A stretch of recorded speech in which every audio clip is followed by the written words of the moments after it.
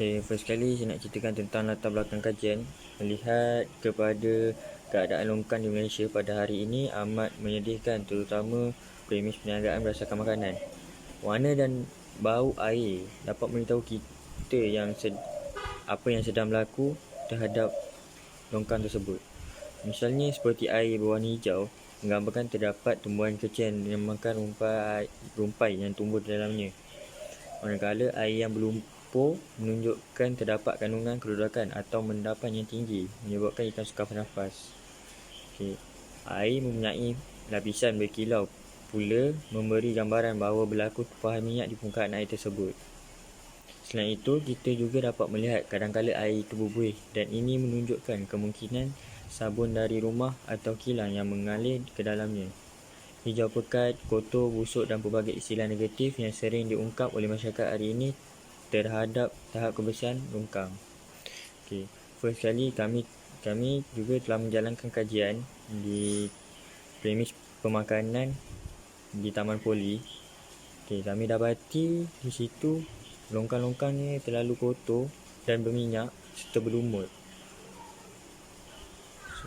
Time kita datang, longkang dia terlalu busuk lah, seperti tak dijaga rapi.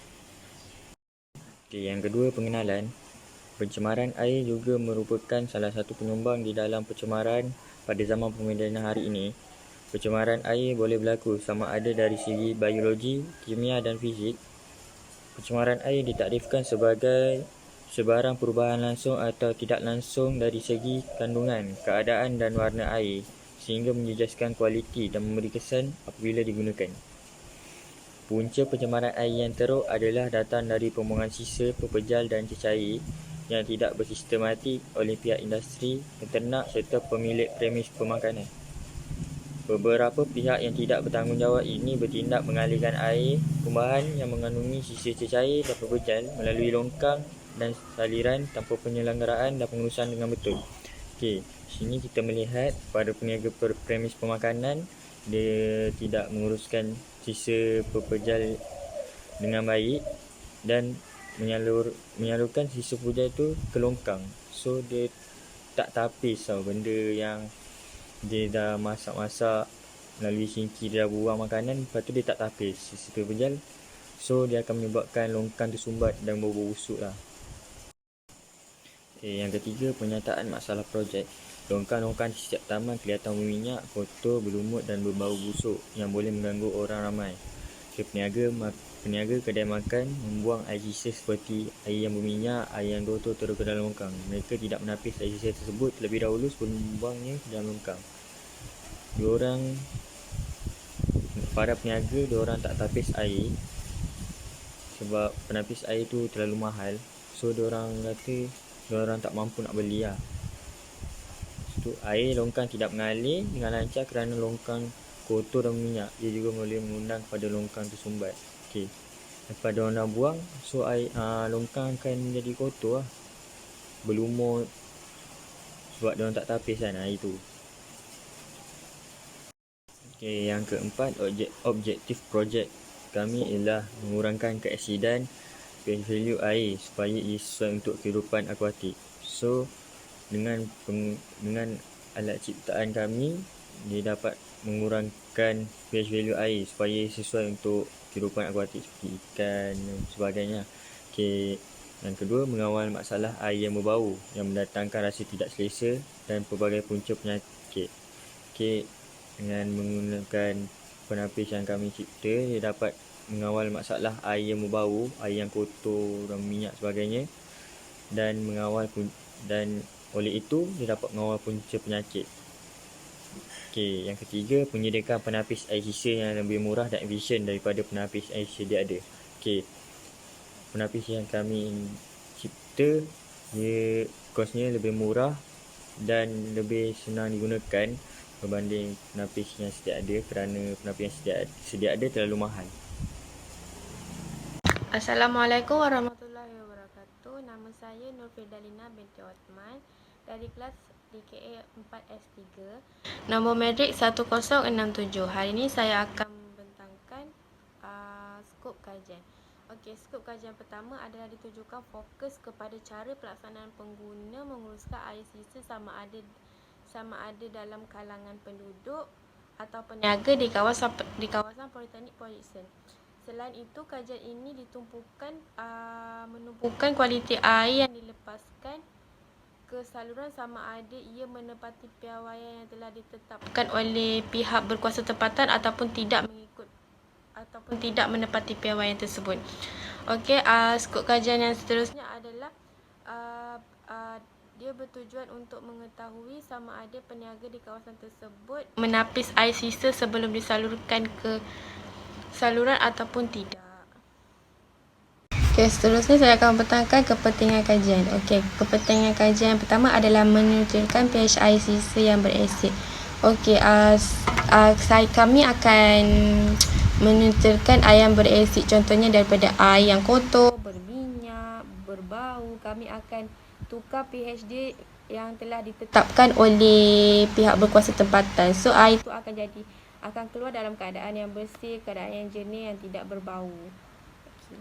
Seterusnya adalah menyelesaikan masalah jangka panjang dalam menangani isu pencemaran air mentah untuk loji rawatan air. Okey, masalah pencemaran air ni adalah masalah jangka panjang yang tidak dapat kita tangani sekarang sebab setiap tahun akan ada masalah pencemaran air, pencemaran sungai. So kami akan menangani isu ini daripada air yang kotor kami akan menyutrakan air jadi air yang bersih. So kami akan memudahkan pihak loji rawatan air untuk merawat air tersebut. Seterusnya adalah mengelakkan daripada penularan penyakit berjangkit seperti E. coli yang disebabkan oleh pengurusan air sisa yang tidak diuruskan dengan baik. Assalamualaikum warahmatullahi wabarakatuh dan selamat sejahtera. Nama saya Muhammad Syamil Azmi bin Madwi Syam, nombor matrik 06 DKA 18F1066. Okey, di sini saya akan menerangkan tentang konsep dan teori serta kajian terdahulu terhadap projek yang kami lakukan. Okey, pengenalan ringkas kepada projek kami. Projek yang kami lakukan adalah wastewater filter di mana ia berfungsi di rumah ataupun kedai-kedai makan terutamanya. Ia melibatkan tahap kualiti air yang dilepaskan daripada kedai ataupun rumah ke dalam saliran longkang. Okey, apakah itu air sisa? Air sisa ini merujuk kepada semua buangan daripada isi rumah, institusi komersial, hospital, industri dan sebagainya. Secara ringkasnya, ia adalah air kotor yang dilepaskan ke dalam longkang. Contoh air sisa yang dilepaskan adalah air basuhan dan juga air buangan daripada isi rumah ataupun kedai terutamanya. Disebabkan ini, reka bentuk kerja dan kajian yang kami lakukan adalah proses berterusan. Sesetengah air sisa mempunyai toksin dan bahan kimia yang berbahaya kepada hidupan akuatik, manakala yang lain mempunyai zarah dan partikel dalam bentuk dan saiz yang berbeza. Okey, yang seterusnya adalah BOD. Apakah itu BOD? BOD ialah Biochemical Oxygen Demand. Ia merujuk kepada kandungan oksigen yang diperlukan untuk mengurai sebahagian organik dalam air oleh bakteria. Okey, yang seterusnya adalah COD. COD adalah Chemical Oxygen Demand. Nilai COD adalah analogi untuk pengukuran BOD. Oleh disebabkan banyak bahan organik tidak terurai secara biologi, maka satu parameter ditarifkan untuk mengenal pasti jumlah oksigen yang diperlukan untuk suatu bahan organik teroksida sepenuhnya.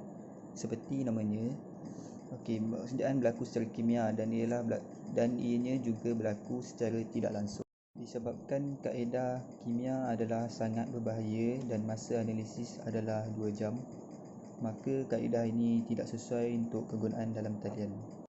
Biasanya terdapat jumlah air cuci yang besar dan kandungan pepenjar yang rendah.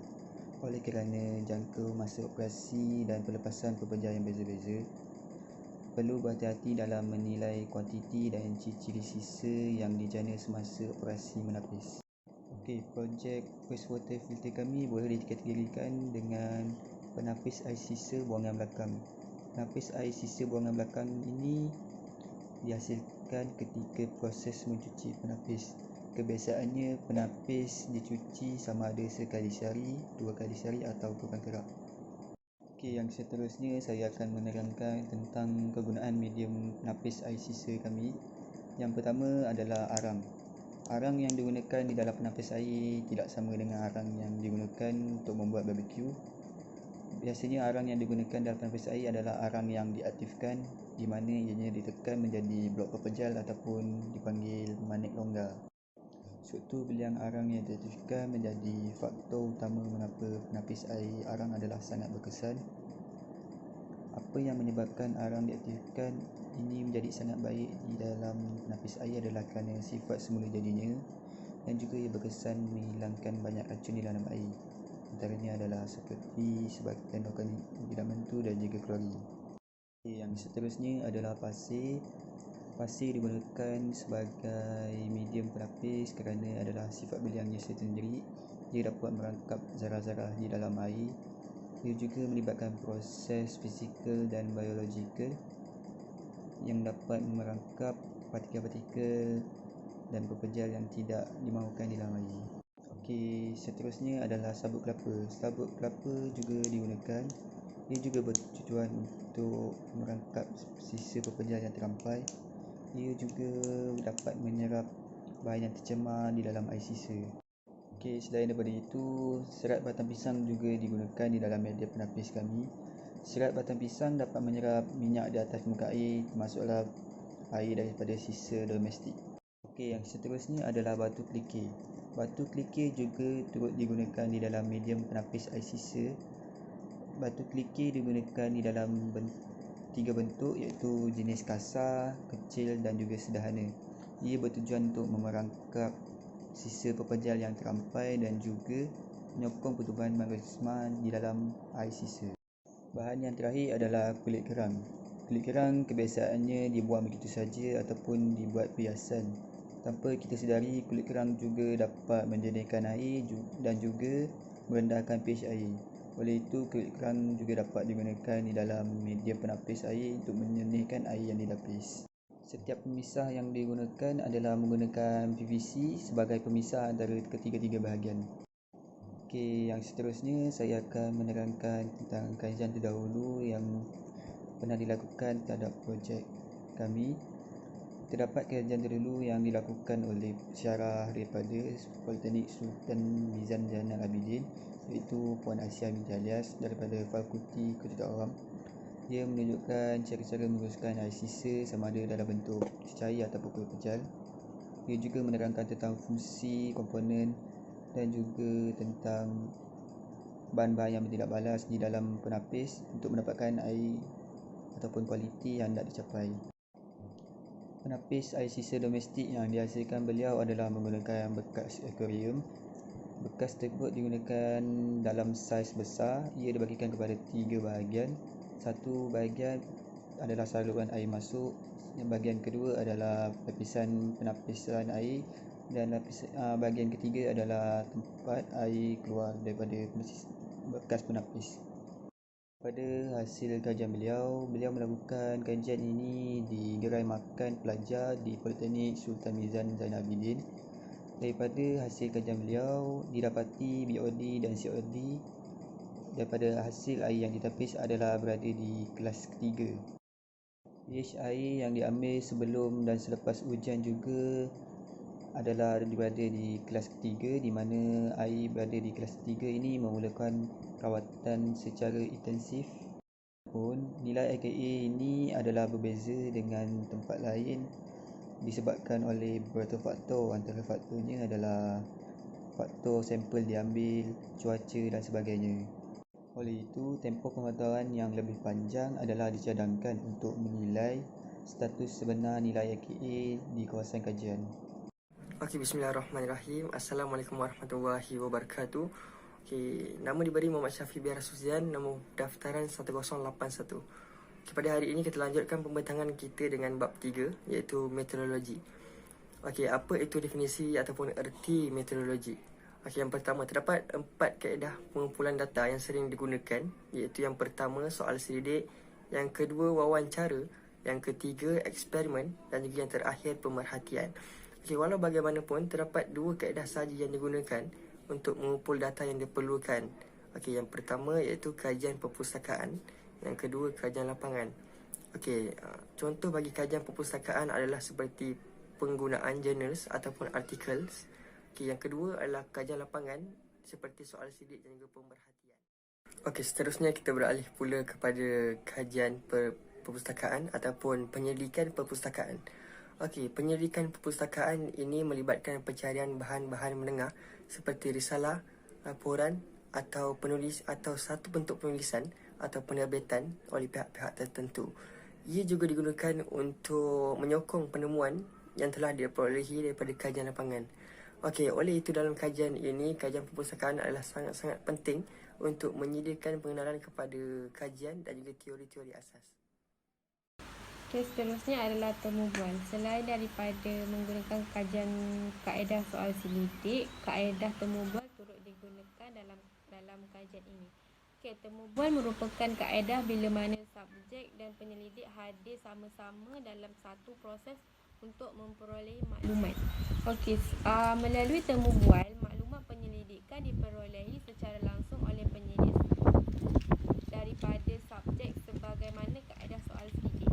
Okey, kaedah temu bual ini digunakan untuk memperoleh maklumat seperti fakta, kepercayaan, perasaan dan kehendak yang diperlukan untuk mencapai sesuatu objektif penyelidikan. Temu bual ni dia menghendaki penyelia dan subjek berinteraksi secara langsung dan aktif. Okey, dalam kajian ini, temu bual berstruktur telah digunakan. Okey, temu bual berstruktur ni adalah dilakukan untuk mendapat maklumat tambahan yang dapat menyokong dapatan kajian, terutamanya dalam penulisan bab 4. Sekian, terima kasih daripada saya. Okey, seterusnya adalah antara soalan yang ditanya kepada responden kami. Okey, soalan itu terbahagi kepada 4 seksyen iaitu A, B, C dan D. Okey, seksyen A merangkumi soalan yang berbentuk umur, jantina, pekerjaan dan juga tanggungjawab kerja. Okey, seksyen B pula mengenai proses pembersihan rutin harian premis tersebut. Okey, seksyen C dan juga D merangkumi faktor, proses dan juga penyelesaian berkaitan dengan proses pembersihan di premis tersebut. Okey, seterusnya adalah teknik persampilan. Okey, prosedur pengumpulan data dijalankan secara berperingkat. Okey, peringkat yang pertama iaitu kami mendapatkan kelulusan tajuk kajian daripada penyelia. Okey, yang kedua membuat surat permohonan untuk menjalankan penyelidikan kepada sains iaitu Syarikat Air Negeri Sembilan. Okey, peringkat yang ketiga kami memohon pula kebenaran kepada Jabatan Alam Sekitar untuk menjalankan penyelidikan kami terhadap sampel yang kami ada. Okey, kajian ini melibatkan beberapa premis perniagaan yang beroperasi di sekitar Taman Politeknik Port Dickson.